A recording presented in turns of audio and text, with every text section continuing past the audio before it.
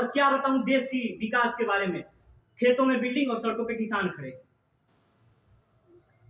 23 दिसंबर 1902 में किसान के, गरीब के मसीहा के रूप में मानने वाले इस महापुरुष का जन्म यहाँ से 70-80 किलोमीटर दूर हापुड़ में, जो कि गाजियाबाद जिले में पड़ता है, जन्म हुआ। आज तक जितने भी प्रधानमंत्री हुए उनमें कोई किसान और गरीबों के बीच कोई समस्याओं को लेकर के कोई खड़ा हुआ है तो सिर्फ चौधरी चरण सिंह है, चौधरी चरण सिंह है। भारत आज भी अर्थव्यवस्था भारत में जो है 50% कृषि पे आधारित है। कृषि को भारत की अर्थव्यवस्था का ऋण कहा जाता है, लेकिन आज की सरकार अडानी और अंबानी की खेती करती है। सही मायने में बताएं तो उनकी ये बैंक बैलेंस है, उनकी खेती सब कुछ यही है। आज आप लोग देखते होंगे मोबाइल पे, टीवी चैनल पे, रेडियो से देखते सुनते सब कुछ होंगे कि उत्तर प्रदेश के किसान आंदोलन, बिहार के किसान आंदोलन, राजस्थान, हरियाणा, पंजाब के किसान आंदोलन। हमारे देश में आज सबसे ज्यादा अगर आंदोलन होता है तो किसानों के लेकर के होता है, लेकिन मिलता क्या है? डंडा, लाठी, जेल। ये है भारत की राजनीति और लोकतंत्र। मैं तो कहता हूं ये लोकतंत्र नहीं है, बिजनेस तंत्र है, जिसमें सिर्फ पूंजीपतियों की सरकार चलती है। हमारे देश में आज 543 सांसद हैं, जिसमें से कितने गरीब हैं, कितने किसान हैं, कितने साधु समाज से सांसद हैं। अगर मात्र 20 भी गरीब, किसान, साधु समाज से अगर सांसद होए ना, तो हमारे किसान गरीब को इतना तकलीफ नहीं होगा, इतना आंदोलन नहीं करना होगा।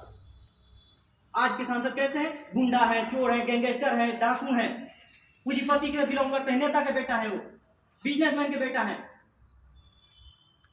एक गरीब की समस्याओं का अमीर क्या देखेगा? देखने वाले थे तो वो चौधरी चरण सिंह थे, चौधरी चरण सिंह। मैं एक घटना से मैं समझाना चाहता हूँ। यही इटावा के उसारा हार थाने की बात है, जिस समय गरीब और किसानों की समस्या तक नहीं देखी जाती थी थाने में। इन्होंने वहां अपनी एक झूठी समस्या यानी कि बैल चोरी होने की बहाना लेकर के रिपोर्ट लिखवाने गए थाने में, लेकिन थानेदार ने रिपोर्ट लिखने से साफ मना कर दिया। बोला कि बैल खोजी, उसमें आपकी समस्या, मेरी क्या। उस समय इनकी उम्र महज 60-65 की होगी। इन्होंने किसी तरह गुहार लगाई तो एक सिपाही ने बोला कि काका, अगर आप कुछ पैसे देंगे तो ये समस्या FIR लिखी जाएगी। इन्होंने कैसे तैसे तय किया, 35 रुपये में उस समय FIR लिखे जाना तय हुआ। FIR लिखने के बाद जब सिग्नेचर करने की बात आई तो सिपाही ने बोला, काका सिग्नेचर कीजिएगा कि अंगूठा दीजिएगा। इन्होंने पेन उठाया, अपना नाम चौधरी चरण सिंह दिया, जेब से निकल के प्राइम मिनिस्टर ऑफ इंडिया का मुहर ठप्पा लगाया, सबकी बोलती बंद। इन्होंने पूरे थाने समेत थानेदार, पुलिस की जो भी था सबको सस्पेंड कर दिए।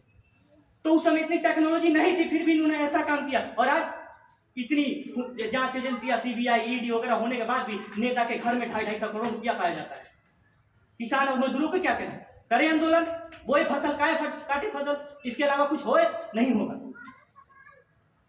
हमारे देश में अगर सर उठाकर जीना है तो पढ़ाई के साथ साथ, शिक्षा के साथ साथ संविधान और राजनीति का ज्ञान होना बहुत जरूरी है। आजकल के लोग फिजिक्स, बायो, मैथ, केमिस्ट्री पूरा पढ़ के धर देते हैं, लेकिन मात्र 488 पेज का संविधान, जो कि शब्दों में कहे ना तो 1.5 लाख से ज्यादा शब्द नहीं है, कोई पढ़ता तक नहीं है पूरे जीवन में। और यही दशा रही तो कोर्ट कचहरियों के चक्कर काटते काटते बाल पक जाएंगे और न्याय का अगले जन्म में भी नहीं मिल पाएगा। मैं अपने शब्दों के अंत करते हुए एक चीज कहना चाहता हूं। युवा समाज के लोगों, राजनीति में आओ तुम। युवा समाज के लोगों, राजनीति में आओ तुम, और छोड़ दो गुहार लगाना, अपना साम्राज्य बनाओ तुम, अपना साम्राज्य बनाओ तुम। जय हिंद, जय भारत।